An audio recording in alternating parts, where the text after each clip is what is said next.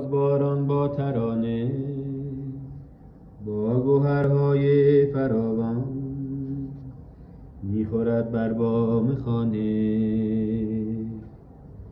یادم آرد روز باران، گردش یک روز دیرین، خوب و شیرین توی جنگل های گیلان. کودکی 10 ساله بودم، شاد و خرم، نرم و نازک،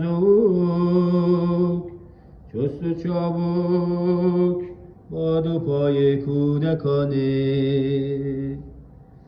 میپریدم از سر جوی، از لب باد وزنده، رازهای زندگانی.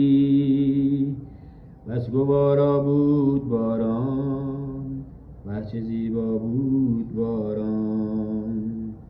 میشنیدم من در این گوهر فشانی، رازهای جاودانی، پندهای آسمانی.